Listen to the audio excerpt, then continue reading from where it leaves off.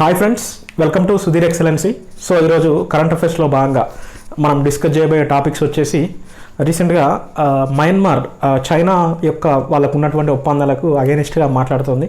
So దాని గురించి discuss చేద్దాం. అలాగే first West Nile virus case ఒకటి నమోదైంది. సో అదేంటో డిస్కస్ చేద్దాం. దాని గురించి టర్కీలో రీసెంట్గా బ్లాక్ సీలో వాళ్ళు న్యాచురల్ గ్యాస్ రిజర్వ్స్ ఉన్నాయని ప్రకటించడం జరిగింది. సో అదేంటో డిస్కస్ చేద్దాం. రీసెంట్గా national council for transgender persons అని ఒకటి తీసుకొచ్చారు. అదేంటో డిస్కస్ చేద్దాం. అలాగే సెంట్రల్ గవర్నమెంట్ డిజేబుల్డ్ పర్సన్స్ అందరినీ నేషనల్ ఫుడ్ సెక్యూరిటీ యాక్ట్లో ఖచ్చితంగా వాళ్ళని ఉంచాలి అని రాష్ట్రాలకు అలాగే యూటీస్కి చెబుతుంది. సో అదేంటో చూద్దాం. డ్రింకింగ్ వాటర్కి సంబంధించి బ్యూరో ఆఫ్ ఇండియన్ స్టాండర్డ్స్ గురించి ఒక విషయం ఉంది, దాని నుంచి డిస్కస్ చేద్దాం. అలాగే కుశల్ భారత్ సశక్త్ భారత్ అని ఒకటి ఉందండి. సో అదేంటో డిస్కస్ చేద్దాం. అటల్ ఇన్నోవేషన్ మిషన్ వాళ్ళు స్వీడన్ హెల్త్ కేర్తో కలిసి ఒక ఎంఓయూ కూర్చుకున్నారు, దాని నుంచి డిస్కస్ చేద్దాం. ట్రై ఫుడ్ అని ఒకటి ఉంది, దాని నుంచి డిస్కస్ చేద్దాం. Ministry of Tribal affairs and rural development కలిసి ఒక ఎంఓయూ ఉంది, దాని నుంచి డిస్కస్ చేద్దాం. ఐఐఎం కోజికోడ్ వాళ్ళు స్విస్తో కలిసి ఒక ఎంఓయూ ఉంది. సో ఇలా ఈరోజు చాలా విషయాలు ఉన్నాయండి. సో ఈరోజు మన ఫస్ట్ టాపిక్ వచ్చేసి ఇది కొంచెం ఇంపార్టెంట్. చైనా మయన్మార్ రిలేషన్స్ పైన ఇది మనం చెప్తున్నాం ఈరోజు.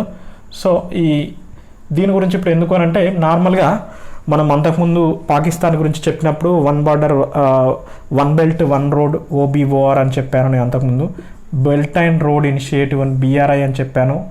వన్ చైనా పాలసీ అని నేను చైనా గురించి చాలా విధాలుగా చెప్తున్నాను. సో ఇవన్నీ మీరు ఒకసారి గుర్తుపెట్టుకోండి. సో ఈ వన్ బెల్ట్ వన్ రోడ్ కానీ లేకపోతే సిల్క్ రోడ్ అని ఉంటుంది, సిల్క్ రోడ్ కావచ్చు, BRI belt and road initiative కానీ ఇవన్నీ చైనా తన ఆధిపత్య ధోరణి, చైనా ఏమంటారంటే ఫార్వర్డ్ పాలసీ అంటారండి చైనాది. ఇది కూడా గుర్తుపెట్టుకోండి, ఇది కీవర్డ్ వెరీ ఇంపార్టెంట్. ఇది ఫార్వర్డ్ పాలసీ అంటారు చైనాది. అంటే నార్మల్గా చైనా ఫార్వర్డ్ పాలసీ అని అంటుంటారు. అంటే చైనా వాళ్ళు ఏం చేస్తున్నారు అని అంటే, ఇప్పుడు ఇండియా చుట్టూ మన చుట్టూ ఉన్నటువంటి దేశాలన్నింటినీ కూడగట్టి వారికి సహాయం అందిస్తూ, అంటే BRI వాళ్ళు తీసుకొచ్చినటువంటి ఒక విధానం బెల్ట్ అండ్ రోడ్ ఇనిషియేటివ్లో భాగంగా ఇండియా చుట్టూ భారతదేశం చుట్టూ ఉన్నటువంటి ప్రాంతాలు, ఇక్కడ శ్రీలంక, ఇక్కడ పాకిస్తాన్, ఇక్కడ ఆఫ్ఘనిస్తాన్, ఇక్కడ నేపాల్, మన నేపాల్ కూడా వాళ్ళు హెల్ప్ చేయబోతున్నారు, ఇప్పుడు మయన్మార్. సో ఇలా ఇండియా చుట్టూన్న ప్రాంతాలకి వీళ్ళు హెల్ప్ చేయడమే కాకుండా, ఇప్పుడు నార్మల్గా చైనా పాకిస్తాన్ ఎకనామిక్ కారిడార్ గురించి మనం ఆల్రెడీ అంతకుముందు చెప్పాను. సో దాని గురించి కూడా ఒకసారి చూడండి. సో ఇలా ఉన్న దేశాలన్నింటికీ హెల్ప్ చేస్తూ ఈ దేశాలను తమ గుప్పిట్లో పెట్టుకొని, అలాగే ఈ దేశాలను అప్పుల ఊబిలోకి నెట్టి వారిని వాళ్ళ కింద పావులుగా మార్చుకోవడానికి చేస్తున్న పాలసీయే BRI. సో ఇండైరెక్ట్గా డెప్ట్ ట్రాప్లోకి ఈ సౌత్ ఏషియన్ కంట్రీస్లకు నెట్టి భారతదేశంపై తన ఆధిపత్యాన్ని ఇండైరెక్ట్గా, ఇప్పుడు నార్మల్గా ఇప్పుడు శ్రీలంకకు చైనా చాలా రకాలుగా అప్పులను లేకపోతే వివిధ రకాల డెవలప్మెంట్ ప్రోగ్రామ్స్ను BRIలో భాగంగా చేస్తుంది. ఇప్పుడు ఆల్రెడీ పాకిస్తాన్ అనే వారికి స్నేహం చాలానే ఉంది కాబట్టి పాకిస్తాన్కు విచ్చలవిడిగా తన నిధులను ఇస్తుంది, అప్పులను ఇస్తుంది. సో అటువంటప్పుడు చైనా తను చెప్పిన విధానాలకు కావచ్చు, చైనా ఏదైనా తీసుకొచ్చిన పాలసీకి ఆటోమేటిక్గా పాకిస్తాన్ అనేది తన మద్దతును ఇవ్వాల్సిన పరిస్థితి ఉంటుంది. ఎందుకు, ఒకవేళ ఇవ్వనట్టయితే వాళ్ళు తమ అప్పుల్ని కట్టమని అంటారు. అలాగే శ్రీలంక పరిస్థితి కూడా అలాగే ఉంది. ఇప్పుడు మయన్మార్. సో మయన్మార్ కూడా ఇది చూడండి, CMEC, ఇందాక చైనా పాకిస్తాన్ ఎకనామిక్ కారిడార్ అన్నాం కదా, CMEC China Myanmar economic corridor అంటారు. సో దీనికి అగేనిస్ట్గా ఇప్పుడు మయన్మార్ మాట్లాడుతుంది. సో ఎందుకు అని అంటే, ఇప్పుడు నార్మల్గా ఇప్పుడు నేను చెప్పాను కదా, ఈ డెప్ ట్రాప్లోకి అంటే అప్పుల ఊబిల్లోకి వివిధ దేశాలను నెట్టి వారిని తమ పావులుగా తమ చెప్పు చేతుల్లో ఉంచుకునేటువంటి ఒక ప్రోగ్రామే ఈ BRI కావచ్చు, OBOR కావచ్చు, CMEC కావచ్చు, ఇవన్నీ చైనా ఇలా చేస్తుందండి. అలాగే నార్మల్గా ఇక్కడ ఉన్నటువంటి సముద్ర తీర ప్రాంతాల్లో పసిఫిక్ రీజియన్లో సూపర్ పవర్గా ఎదగాలన్నది చైనా యొక్క ప్లాన్. అలాగే USAకి ధీటుగా ఉండాలన్నది దాని యొక్క ప్లాన్. సో అంతకుముందు మయన్మారు ఇందులో CMECలో భాగంగా వివిధ రకాల పథకాలు, డెవలప్మెంట్ ప్రోగ్రామ్స్ అక్కడ చేస్తున్నారు. ఓకే, వాళ్ళు మద్దతు ఇస్తూనే ఉన్నారు. బట్ ఇప్పుడు మయన్మార్ ఎందుకు తన యొక్క మద్దతును ఉపసంహరించి వాళ్ళకి వ్యతిరేకంగా మాట్లాడుతుంది అనేది ఇక్కడ ఇంపార్టెంట్. మనకు అరాకన్ ఆర్మీ అనేది ఒకటి ఉంటుంది, సో అరాకన్ ఆర్మీ, ఇది గుర్తుపెట్టుకోండి, అరాకన్ లేకపోతే అరాకన్ ఆర్మీ అని ఉంటుంది. అలాగే Ta'ang National Liberation Army, Ta'ang National Liberation Army, NLA అని రాశాను. ఈ రెండు అక్కడ ఏంటి అని అంటే ఇవి ఉగ్రవాద సంస్థలుగా, అంటే అక్కడ ఏంటి అని అంటే ఇవి అటానమస్ గవర్నమెంట్ కోసం పోట్లాడుతున్నాయి. ఇప్పుడు సపోజు ఎలా అని చెప్పొచ్చు మనం అంటే, ఇప్పుడు మన భారతదేశంలో కొన్ని ప్రాంతాల్లో కొన్ని ఉగ్రవాద సంస్థలుగా, ఇప్పుడు సిపిఐఎంఎల్ను ఇక్కడ ఉగ్రవాద సంస్థగా, అంటే ఉగ్రవాద సంస్థ అని చెప్పకపోవచ్చు, బట్ దాన్ని ఇక్కడ దాన్ని మనం నిషేధించాం కదా సిపిఐఎంఎల్ పార్టీని.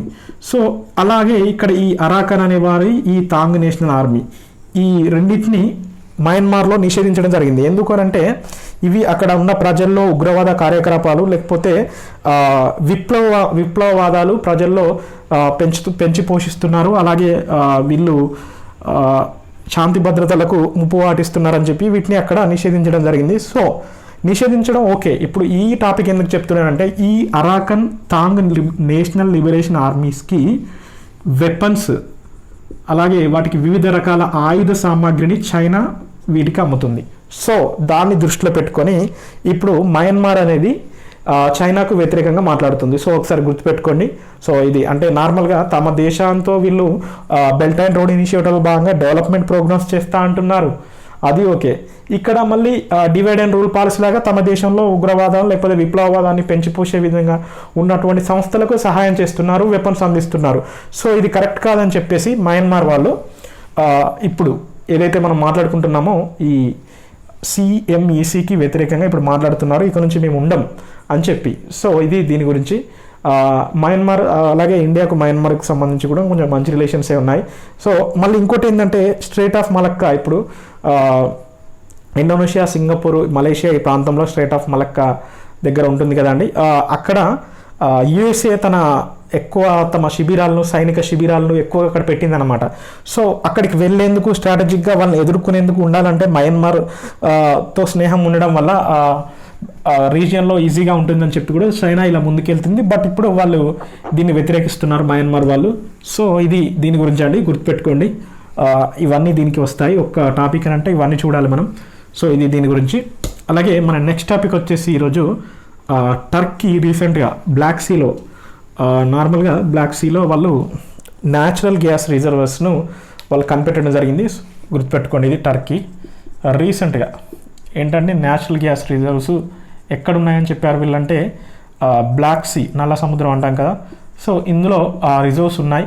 దీన్ని మేము 2023 నాటికి లేదా 2024 నాటికి మేము వెలికి తీస్తాం అని చెప్పి వీళ్ళు అంటున్నారు. సో అది కూడా ఒకసారి గుర్తుపెట్టుకోండి. 2023 నాటికి వెలికితీత చర్యలు మేము చేపడతామని చెప్పి టర్కీ ప్రకటించడం జరిగింది. సో ఇది గుర్తుపెట్టుకోండి. రీసెంట్గా ఎక్కడ గుర్తించారు అని అంటే బ్లాక్ సీలో టర్కీ 2023 నాటికి వీటిని బయటికి తీస్తా అంటున్నారు. అలాగే రీసెంట్గా ఇంకోటి కూడా న్యూస్లో ఉందండి. టర్కీ గ్రీస్ ఒక డిస్ప్యూట్ ఉంది టర్కీ గ్రీస్ మధ్యలో. యాక్చువల్గా ఈ టర్కీ గ్రీస్ మధ్య డిస్ప్యూట్ ఏంటి అని అంటే టర్కీ అనేది సైప్రస్ అనే ఒక ఉంటుంది టర్కీ పక్కకే. ఈ సైప్రస్ దేశంలో కొంచెం ప్రాంతాన్ని టర్కీ ఆక్యుపై చేసిందండి. టర్కీ ఆక్యుపై చేసినప్పుడు ఈ ప్రాంతంలో ఇప్పుడు విపరీతమైన ఏమంటారు న్యాచురల్ గ్యాస్ రీసోర్సెస్ ఉన్నాయి. సో ఇప్పుడు వీళ్ళు ఏదైతే ఈ న్యాచురల్ గ్యాస్ రీసోర్సెస్ ఉన్నాయన్నాయో అవి ఈ సైప్రస్ ప్రాంతంలో ఉన్నాయన్నమాట. ఈ సైప్రస్ ప్రాంతంలో ఉన్నటువంటి న్యాచురల్ గ్యాస్ను అయితే వీళ్ళు ఈ ప్రాంతాన్ని ఆక్యుపై చేసినప్పటికి కూడా ఈ ప్రాంతం వీళ్ళది అని చెప్పి ఇంటర్నేషనల్ ఆర్గనైజేషన్స్ ఏవి గుర్తించలేదు. జస్ట్ లైక్ ఇప్పుడు పీఓకే పాకిస్తాన్ ఆక్యుపైడ్ కాశ్మీర్ ఉంది. సో అది మన ఇండియాదని మనం అంటున్నాం, అది పాకిస్తాన్ వాళ్ళదని ఏ ఆర్గనైజేషన్ దాన్ని గుర్తించలేదు.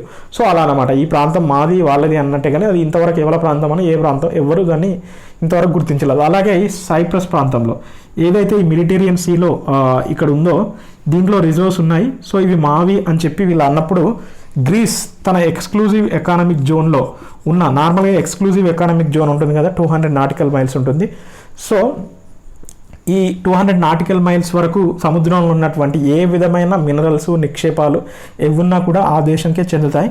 సో ఇది మాకు చెందుతాయని గ్రీసు తను క్లెయిమ్ చేసింది. సో ఇది కూడా వాళ్ళకు ఒక డిస్ప్యూట్ ఉంది, అంటే టర్కీ గురించి ఇది వచ్చింది కాబట్టి ఇది కూడా ఒకసారి చదువుకోండి. సో ఇది దీని గురించి.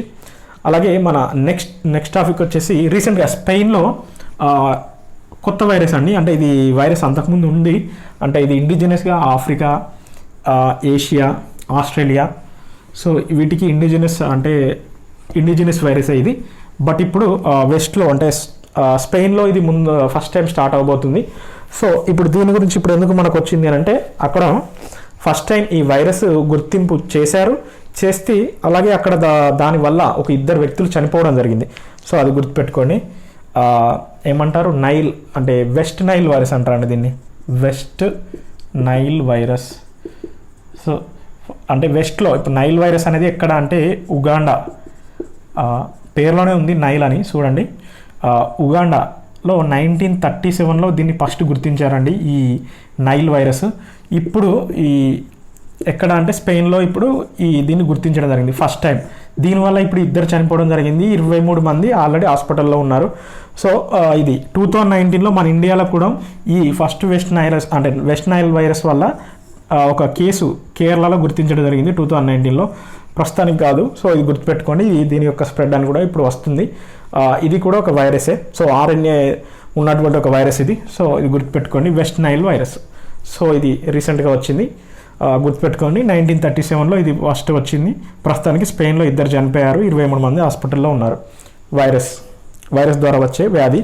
మళ్ళీ దీనికి ఇంకోటి ఏంటంటే, ఇది దోమల ద్వారా వ్యాప్తి చెందుతుందండి, గుర్తుపెట్టుకోండి. దోమల ద్వారా వ్యాప్తి చెందేటువంటి అన్నమాట దీనికి నార్మల్గా. సో ఇది రీసెంట్గా వచ్చినటువంటి ఇంకొక విషయం. అలాగే ట్రాన్స్జెండర్స్ గురించి ఒక కౌన్సిల్ ఏర్పాటు చేసిందండి government of India, central government వాళ్ళు. ఇప్పుడు నార్మల్గా national commission for women, national commissions for SC ST అలా వివిధ రకాలే ఉన్నాయి కదా. సో వీళ్ళ కోసం వీళ్ళకు ఒక గ్రీవెన్సెస్ కావచ్చు, వీళ్ళ హక్కుల కోసం కావచ్చు, వివిధ రకాలుగా వీళ్ళకు ఉపయుక్తంగా ఉండేందుకు ట్రాన్స్జెండర్కి, ఎస్పెషల్లీ ఫర్ ట్రాన్స్జెండర్స్ కోసం national council for transgender persons. So ఇది గుర్తుపెట్టుకోండి, నేషనల్ కౌన్సిల్ NCTP అంటారు దీన్ని, national council for transgender persons అని రీసెంట్గా ఏర్పాటు చేయడం జరిగింది. సో దీన్ని ఎలాగంటే transgender persons protection of rights act 2019 ప్రకారం ఏర్పాటు చేయడం జరిగింది. దీన్ని గుర్తుపెట్టుకోండి, national council for transgender persons అనే దాన్ని రీసెంట్గా ట్రాన్స్జెండర్ యొక్క హక్కులకు, వాళ్ళ మీద జరుగుతున్నటువంటి అట్రాసిటీస్ని, వాళ్ళ మీద జరుగుతున్నటువంటి అకృత్యాలను ఆపేందుకు, వాళ్ళకి లైవ్లీహుడ్ను అందించేందుకు, వాళ్ళ యొక్క సమస్యల కోసం ఒక గ్రీవెన్స్ సెల్ లాంటిది ఏర్పాటు చేసేందుకు national council for transgender persons ఏర్పాటు చేశారు. దీన్ని transgender persons protection of rights act 2019 ద్వారా దీన్ని ఏర్పాటు చేయడం జరిగింది. సో ఇది గుర్తుపెట్టుకోండి, రీసెంట్గా దీన్ని ఏర్పాటు చేశారండి. సో ఇది దీని గురించి. అలాగే నెక్స్ట్ టాపిక్ వచ్చేసి NFSA, National Food Security Act 2013లో తీసుకొచ్చారు, మనకు తెలుసు. సో దీని ద్వారా నేషనల్ ఫుడ్ సెక్యూరిటీ యాక్ట్ ఎందుకు తీసుకొచ్చారండి, 75% ఆఫ్ రూరల్ పీపుల్కి, 50% ఆఫ్ అర్బన్ పీపుల్కి ఏమంటారు, ఫుడ్ సెక్యూరిటీని కల్పించడమే దీని యొక్క ముఖ్య ఉద్దేశం. ఏంటండి, 75% ఆఫ్ రూరల్ పీపుల్కి, 50% ఆఫ్ అర్బన్ పీపుల్కి ఫుడ్ సెక్యూరిటీని, ఆహార భద్రతను కల్పించేందుకు తీసుకొచ్చినటువంటి ఒక పథకం నేషనల్ ఫుడ్ సెక్యూరిటీ యాక్ట్. దీని ద్వారా ఆహార భద్రత కల్పించడం అంటే పొందడం మన హక్కు, ఆహార భద్రత. ఒకవేళ ఇప్పుడు ప్రభుత్వం మనకు 5 kg నార్మల్ ఫర్ పర్సన్కు 5 kgs అట్లా ఇస్తుంటారు, 1 రూపీ లేకపోతే 3 రూపీస్కు అట్లా ఇస్తుంటారు. సో ఇప్పుడు మన తెలంగాణలో అయితే 1 రూపీ ఇస్తున్నారు కదా, 3 రూపీస్ అట్లా ఇస్తుంటారు. ఇప్పుడు మన తెలంగాణలో 6 kg ఇస్తున్నారు కదా, ఇది మన తెలంగాణలో. సో దీని ద్వారా ఇస్తారు. అదే అంత్యోదయ అన్న యోజన అని ఉంటుందండి. ఈ పథకంలో 35 kgs రైస్ అయితే రైస్, వీట్ అయితే వీట్ ఇస్తుంటారు. సో ఇది ఓకే. ఇప్పుడు ఈ నేషనల్ ఫుడ్ సెక్యూరిటీ యాక్ట్ అనేది ఎందుకు ప్రస్తావనకు వచ్చింది అని అంటే, రీసెంట్గా గవర్నమెంట్ ఆఫ్ ఇండియా ఏమని చెప్పింది అంటే, డిజేబుల్డ్ పర్సన్స్ ఎవరైతే ఉన్నారో, అంటే ప్రస్తుతానికి నేషనల్ ఫుడ్ సెక్యూరిటీ యాక్ట్లో భాగంగా వాళ్ళందరినీ ఈ పథకంలోకి ఇంక్లూడ్ చేయాలి అని చెప్పి స్టేట్ గవర్నమెంట్ని యాజ్ వెల్ యాజ్ టెరిటరీస్ని అంటే యూటీస్ని కూడా సెంట్రల్ గవర్నమెంట్ ఆఫ్ ఇండియా కోరడం జరిగింది. అంటే ఇప్పుడు డిజేబుల్డ్ పర్సన్స్ కూడా ఇందులో వాళ్ళకి ఇవ్వాలి, దీని లబ్ధి వాళ్ళకి చేకూరాలి అని చెప్పడం జరిగిందండి. గుర్తుపెట్టుకోండి, దీని గురించి అండి ఖచ్చితంగా నేషనల్ ఫుడ్ సెక్యూరిటీ యాక్ట్ దీని 75% రూరల్కి, 50% అర్బన్కి, ఇది ఇంపార్టెంట్ ఈ వర్డ్. 2013లో దీన్ని ఏర్పాటు చేశారు. అలాగే ఇప్పుడు PDSలో భాగంగా నార్మల్గా ఇప్పుడు ఇది యాక్ట్ చేసినప్పుడు ఇంత ఇప్పుడు పర్ పర్సన్కి 5 kg అట్లా ఇవ్వాలి అన్నాం. సో ఈ రేషన్ ఎలా పంపిణీ చేస్తారంటే ఇక చూడండి, ఇది పీడిఎస్ పబ్లిక్ డిస్ట్రిబ్యూషన్ సిస్టమ్ ద్వారా నార్మల్గా దీన్ని డిస్ట్రిబ్యూట్ చేస్తారు. సో ఇది గుర్తుపెట్టుకోండి, ఇది దీని గురించి. అలాగే నెక్స్ట్ టాపిక్ వచ్చేసి రీసెంట్గా బ్యూరో ఆఫ్ ఇండియన్ స్టాండర్డ్స్ వాళ్ళు అంటే BIS గురించి మనకు తెలుసు. అంతకుముందు మనం బిస్కేర్ యాప్ అని ఒకటి తీసుకొచ్చారు BIS వాళ్ళే. సో అది కూడా ఒకసారి గుర్తు చేసుకోండి. ఈ BIS వాళ్ళు అంటే ఇప్పుడు నార్మల్గా ఏ స్టాండర్డ్స్ అయినా, ఇప్పుడు standards in every department and every product అంటే స్టాండర్డ్స్ విల్ బి అంటే స్టాండర్డ్స్ ఎవరు యూజ్ చేస్తారు అని అంటే BIS వాళ్ళు చేస్తారు. సో ఇప్పుడు వీళ్ళు డ్రింకింగ్ వాటర్పై ఒక స్టాండర్డ్స్ IS 10,500 అని ఉంటుందండి. సో ఇండియన్ స్టాండర్డ్స్ వాళ్ళు ఒకటి ప్రకటించడం జరిగింది. సో వాటిని హౌస్ హోల్డ్స్కి 2024 నాటికల్లా ఏదైతే ఇప్పుడు BIS చెప్తుందో డ్రింకింగ్ వాటర్స్కి BIS చెప్పినటువంటి నామ్స్ ఏంటంటే ఇండియన్ స్టాండర్డ్స్. ఇవి గుర్తుపెట్టుకోండి, ఇది ఇండియన్ స్టాండర్డ్స్. ఈ IS 10,500 అనేది specially related to drinking water అనమాట. సో ఈ వర్డ్ గుర్తుపెట్టుకోండి, IS 10,500. సో ఇది ఏంటంటే డ్రింకింగ్ వాటర్కి సంబంధించినటువంటి స్టాండర్డ్స్, దానికి సంబంధించిన మెజర్స్, గైడ్ లైన్స్ అనేది ఇందులో ఉంటాయి with respect to BIS. So వీళ్ళు రీసెంట్గా దీన్ని ప్రకటించడం జరిగింది. సో ఇవి 2024 నాటికల్లా ఈ IS 10,500 నామ్స్తో ఉన్న వాటర్ని మేము అందిస్తామని చెప్పి గవర్నమెంట్ ఆఫ్ ఇండియా అలాగే BIS ప్రకటించడం జరిగింది. సో ఈ నామ్స్ ప్రకటించేందుకు వీళ్ళు ఇది గుర్తుపెట్టుకోండి, ఈ వర్డ్ కూడా DMA డిస్ట్రిక్ట్ మీటరింగ్ నార్మల్గా ఏరియాస్ అని ఏర్పాటు చేస్తారండి. ఇప్పుడు నార్మల్గా పైప్ లైన్లో వాటర్ వస్తుంటాయండి. వాటర్ ఇచ్చినప్పుడు మేము స్టాండర్డ్సే ఇస్తున్నామని రాష్ట్రాలు అంటాయి. ఒకవేళ లీకేజెస్ వస్తాయి, లీకేజెస్ వచ్చినప్పుడు కూడా ఆ లీకేజ్ను చూసుకునేందుకు DMA అని ఒకటి డిస్ట్రిక్ట్ మీటరింగ్ ఏరియాస్ అని ఒకటి ఏర్పాటు చేసి వాళ్ళ లీకేజెస్ అలాగే దాంట్లో ఉన్నటువంటి ఏమైనా కంటామినేటెడ్ వాటర్ వివిధ రకాలు ఏమైనా వస్తే ఇది చూసుకుంటుంది అనమాట DMA. సో దీనివల్ల కొంచెం వాటర్ అనేది ఇప్పుడు కంటామినేట్ కాకుండా ఆపుతారు. సో వాళ్ళు ఏ స్టాండర్డ్లో అయితే వాటర్ ఇద్దాం అనుకుంటారో అది వాళ్ళు అచీవ్ చేసేందుకు ఈజీగా ఉంటుందని చెప్పి కొన్ని వాళ్ళు గైడ్ లైన్స్ ఇచ్చారు. ఇది మాత్రం గుర్తుపెట్టుకోండి, 2024 నాటికల్లా ఎవ్రీ హౌస్ హోల్డ్కి ఈ IS 10,500 లేకపోతే 10,500 నామ్స్ ప్రకారం వాటర్ ఇస్తామని చెప్పి BIS as well as government of India చెప్పడం జరిగింది. సో ఇది గుర్తుపెట్టుకోండి. అంతకుముందు ఇదే BIS గురించి బిస్కేర్ అని మనం అంతకుముందు చెప్పుకున్నాం యాప్ ఇది. సో ఇది దీని గురించి. అలాగే మన నెక్స్ట్ టాపిక్ వచ్చేసి రీసెంట్గా కుశల్ భారత్ సశక్త్ భారత్ అనండి. సో ఈ వర్డ్ గుర్తుపెట్టుకోండి. ఈ ప్రోగ్రామ్ అంటే దీని పేరు ఇదని కాదు, కుశల్ భారత్ సశక్త్ భారత్ అనే మోటోతో ఒక ప్రోగ్రామ్ జరిగిందండి. Ministry of shipping and ministry of skill development and entrepreneurship వాళ్ళు ఒక ప్రోగ్రామ్ చేశారు. ఏంటంటే ఈ ప్రోగ్రామ్ పేరు కుశల్ భారత్ సశక్త్ భారత్. ఈ ప్రోగ్రాము రీసెంట్గా ఎవరు చేశారండి? Ministry of shipping and ministry of skill development and entrepreneurship వీళ్ళు ఇందులో ప్రోగ్రామ్ ఒకటి చేశారు. ఈ ప్రోగ్రామ్ ఇది. సో ఈ ప్రోగ్రాంలో భాగంగా ఎందుకు ఈ ప్రోగ్రామ్ చేశారు అని అంటే ఈ ప్రోగ్రామ్ చేసి ఈ 2 డిపార్ట్మెంట్లు ఒక MOUకు రావడం జరిగింది. MOUలో భాగంగా ఇప్పుడు ఈ స్కిల్ డెవలప్మెంట్ అంటే ఏంటండి, ఎవరైతే అన్ఎంప్లాయీస్ ఉన్నారో వాళ్ళకి స్కిల్ ఇస్తారు, అంటే వాళ్ళకి స్కిల్స్ నేర్పించి వాళ్ళకు ఎంప్లాయ్మెంట్ కల్పిస్తారు కదా. సో ఈ ఎంప్లాయ్మెంట్ను ఈ మెరైన్ డిపార్ట్మెంట్లో లేకపోతే కోస్టల్ డిపార్ట్మెంట్లో షిప్పింగ్ డిపార్ట్మెంట్లో దేర్ ఈజ్ అంటే హ్యూజ్ స్కోప్ ఆఫ్ ఎంప్లాయ్మెంట్ అనమాట. సో దానికోసం వీళ్ళు దాంట్లో స్కోప్ ఎక్కువగా ఉంది ఎంప్లాయ్మెంట్ కోసం. సో మీరు దీన్ని మా స్కిల్ డెవలప్మెంట్లో ఉన్నటువంటి పిల్లలకి జాబ్స్ ఇవ్వాలి అని చెప్పి MOU కూర్చుకోవడం జరిగింది. ఎవరు? ఈ మినిస్ట్రీ ఆఫ్ స్కిల్ డెవలప్మెంట్ వాళ్ళు షిప్పింగ్తో. సో దీంట్లో ఎక్కువగా స్కోప్ ఉంది ఎంప్లాయ్మెంట్ కోసం. కోస్టల్ లైన్లో కావచ్చు, కోస్ట్ గార్డ్స్లో కావచ్చు, వివిధ షిప్పింగ్ డిపార్ట్మెంట్, మారిటైమ్ వివిధ రకాల దాంట్లో ఉన్నాయని చెప్పి వీళ్ళు అంటున్నారు. సో దానికోసమే ఈ ప్రోగ్రామ్ అయింది. ప్రోగ్రామ్ దీని పేరుతో జరిగింది, కుశల్ భారత్ సశక్త్ భారత్. ఈ వర్డ్ గుర్తుపెట్టుకోండి. సో ఇది దీని గురించి. అలాగే నెక్స్ట్ టాపిక్ వచ్చేసి రీసెంట్గా అటల్ ఇన్నోవేషన్ మిషన్. మనం అటల్ ఇన్నోవేషన్ మిషన్ గురించి చాలాసార్లు వచ్చాయి ఇప్పటికీ. AM క్రెస్ట్ చాలా వాటి గురించి మనం చెప్తూనే ఉన్నాం. అటల్ థింకరింగ్ ల్యాబ్స్ మొన్న దాని గురించి స్కూల్లో ఒక మాడ్యూల్ కనిపెట్టారు అటల్ థింకరింగ్ ల్యాబ్స్ అని. మనకు ఎప్పుడు ఏదో ఒక రకంగా వస్తూనే ఉంది అటల్ ఇన్నోవేషన్ మిషన్ గురించి. సో ఇది గుర్తుపెట్టుకోండి ఒకసారి. ఇప్పుడు ఇదే అటల్ ఇన్నోవేషన్ మిషన్ వాళ్ళు స్వీడన్కి సంబంధించినటువంటి హెల్త్ కేర్ సంస్థ అండి. సో దీంతో వీళ్ళు ఒక ఎంఓయూ కూర్చుకోవడం జరిగింది. ఎందుకు అని అంటే స్టార్టప్ ఎకోసిస్టమ్ను డెవలప్ చేసేందుకు. స్టార్టప్ ఎకోసిస్టమ్ ఎందులో అండి ఇవి అంటే నార్మల్గా స్టార్టప్ హెల్త్ కేర్ డిపార్ట్మెంట్లో స్టార్టప్ ఎకోసిస్టమ్ను డెవలప్ చేసేందుకు, వాళ్ళకి స్కిల్స్ వచ్చేందుకు, వాళ్ళకి ఒకవేళ స్టార్టప్స్ ఉంటే వారికి డెవలప్మెంట్ చర్యలు, ఇంపోర్ట్స్ అంటే ఎక్స్పోర్ట్స్, ఇంపోర్ట్స్, వాళ్ళకి సంబంధించినటువంటి ఎవ్రీథింగ్ను ప్రొవైడ్ చేసేందుకు దీన్ని ఒక ఎంఓయూ కుదిరింది. Specially AIIMS All India Institute of Medical Sciences Delhi, జోధ్పూర్కు సంబంధించి దీనిలో వీళ్ళు ఇంక్లూడ్ చేయడం జరిగింది. సో వీటిలో వీళ్ళు ఈ స్టార్టప్కి సంబంధించిన ప్రోగ్రామ్స్లో చేస్తారు వీళ్ళు.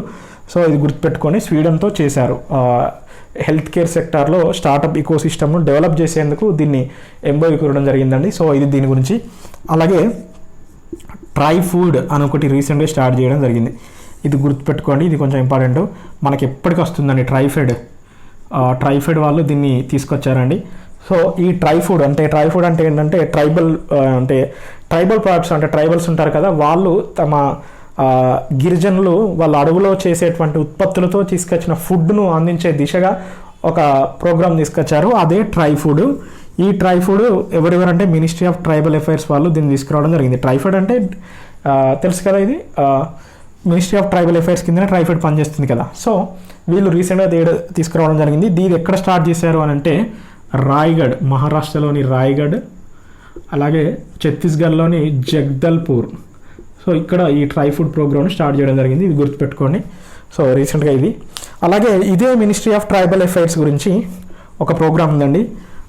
ఏంటి అని అంటే ఈ మినిస్ట్రీ ఆఫ్ ట్రైబల్ అఫైర్స్ అలాగే మినిస్ట్రీ ఆఫ్ రూరల్ డిపార్ట్మెంటు జాయింట్గా అంటే వాళ్ళ జాయింట్ కోఆపరేషన్తో ఎవరైతే ట్రైబల్ ఉమెన్ ఉన్నారో ఎస్హెచ్జి గ్రూప్లో ఉన్నటువంటి ట్రైబల్ ఉమెన్ వాళ్ళ యొక్క ప్రోడక్ట్స్ అమ్మేందుకు, వాళ్ళకి లైవ్లీహుడ్ని పెంచేందుకు, ఫైనాన్షియల్ అసిస్టెన్స్ని కల్పించేందుకు మినిస్ట్రీ ఆఫ్ ట్రైబల్ అఫైర్స్. ఇక్కడ నుంచి ఎంఓటీఏ అంటే ఇంకా మీరు అర్థమైపోవాలి అంతే. ఇంకా ఎంఓటీఏ అంటే మినిస్ట్రీ ఆఫ్ ట్రైబల్ అఫైర్స్ అని. సో ఇది. అలాగే Ministry of rural development. So వీళ్ళు ఒక ఎంఓయూ కూర్చుకున్నారు. సో ఎవరికండి ఎస్హెచ్జి వాళ్ళకు లైవ్లీహుడ్ను పెంచేందుకు, ఫైనాన్షియల్ అసిస్టెన్స్ని కల్పించేందుకు, వాళ్ళ యొక్క జీవితాలను వాటిని మెరుగుపరిచేందుకు తీసుకొచ్చారు ఈ ఎంఓయూ. సో ఈ ఎంఓయూలో భాగంగా ఎస్హెచ్జి గ్రూపుల్లో చేసినటువంటి ప్రోడక్ట్స్ ఎన్నో ఉంటాయి కదండి. సో వీటికి మార్కెటింగ్ సదుపాయాలు, అలాగే వీటికి సంబంధించిన ప్రోడక్ట్ను వాళ్ళకి హెల్ప్ చేసేందుకు, వారికి మార్కెటింగ్ సదుపాయాలు కల్పించి ఫైనాన్షియల్ అసిస్టెన్స్ ఇచ్చేందుకు తీసుకొచ్చారు. గుర్తుపెట్టుకోండి ఇది. సో ఇది అదే నిన్న మనం ఇదే ప్రోగ్రాంలో ఒకటి చూసాం మనం. ఏపీ ప్రభుత్వం నిన్న ఇదే ఎస్హెచ్జిల ఉమెన్స్కి సంబంధించిన ప్రోడక్ట్స్ అమ్మేందుకు రిలయన్స్ రిటైల్ అలాగే రిలయన్స్ జియో, అల్లాన్ అనే వాటితో ఎంఓయూ కూర్చుకుంది. సో అది కూడా ఒకసారి ఉమెన్కి సంబంధించే కాబట్టి అది కూడా గుర్తుపెట్టుకోండి. అలాగే ఈరోజు మన చివరి టాపిక్ వచ్చేసి IIM Kozhikode. So IIM Kozhikode వాళ్ళు రీసెంట్గా స్విట్జర్లాండ్కి సంబంధించినటువంటి సంస్థ ఇది, హెల్ప్ అనే లాజిస్టిక్. సో ఈ లాజిస్టిక్స్తో ఒక ఎంఓయూ కూర్చుకున్నారండి. సో ఈ ఎంఓయూలో భాగంగా ఇప్పుడు సౌత్ ఏషియాలో లాజిస్టిక్ డిపార్ట్మెంట్లో ఉన్నటువంటి టెక్నాలజీని అందిపుచ్చుకునేందుకు, ఆ కొత్త టెక్నాలజీని ఇక్కడ తీసుకొచ్చేందుకు, లాజిస్టిక్ రంగంలో ఎంప్లాయ్మెంట్ కల్పించేందుకు, లాజిస్టిక్లో ఉన్నటువంటి స్టార్టప్స్ కావచ్చు, వివిధ రకాల టెక్నాలజీస్ను ముందుకు తీసుకొచ్చేందుకు చేసినటువంటి ఒక ఎంఓఏ ఈ కోజికోడ్, ఐఐఎం కోజికోడ్ వాళ్ళు తీసుకురావడం జరిగింది. సో ఇది కూడా ఒకసారి గుర్తుపెట్టుకోండి. సో ఇది ఈరోజు మన కరెంట్ అఫైర్స్ అండి. ఈరోజు చెప్పిన ఒకసారి మళ్ళొకసారి రీకాల్ చేస్తున్నాను. మనం ఈరోజు ఫస్ట్ టాపిక్గా ఏం చెప్పుకున్నాము అంటే మయన్మార్ చైనాకు అగనిస్ట్గా మాట్లాడుతుంది. ఎందుకు అంటే వాళ్ళు అక్కడ వాళ్ళ దేశంలో ఉన్నటువంటి Arakan army, Ta'ang National liberation ఆర్మీకి వాళ్ళు వెపన్స్ అమ్ముతున్నారనే ఉద్దేశంతో వీళ్ళు ఇప్పుడు చైనాకు వ్యతిరేకంగా మాట్లాడుతున్నారు. దాని గురించి డిస్కస్ చేసినాం మనం. First time West Nile virus అనేది స్పెయిన్లో స్టార్ట్ అయింది, దానివల్ల 2 చనిపోయారని చెప్పి మనం డిస్కస్ చేసినాం. టర్కీలో న్యాచురల్ గ్యాస్ రిజర్వ్స్ ఉన్నాయని దాని గురించి డిస్కస్ చేసినాం. టర్కీ గ్రీస్ డిస్ప్యూట్ గురించి కూడా డిస్కస్ చేసినాం. అలాగే first time national council for transgender persons కోసం ఒకటి ఏర్పాటు చేశారని మనం డిస్కస్ చేసినాం. అలాగే నేషనల్ ఫుడ్ సెక్యూరిటీ యాక్ట్లో డిజేబుల్డ్ పర్సన్స్ అందరినీ ఇంక్లూడ్ చేయాలని గవర్నమెంట్ ఆఫ్ ఇండియా కోరింది అని చెప్పి, రాష్ట్రాలను కోరింది అని చెప్పి మనం డిస్కస్ చేసినాం. బ్యూరో ఆఫ్ ఇండియన్ స్టాండర్డ్స్ వాళ్ళు డ్రింకింగ్ వాటర్ కోసమై కొన్ని నామ్స్ ఇచ్చారు, దాని గురించి డిస్కస్ చేసినాం. కుశల్ భారత్ సశక్త్ భారత్ అనే దాని గురించి డిస్కస్ చేసినాం.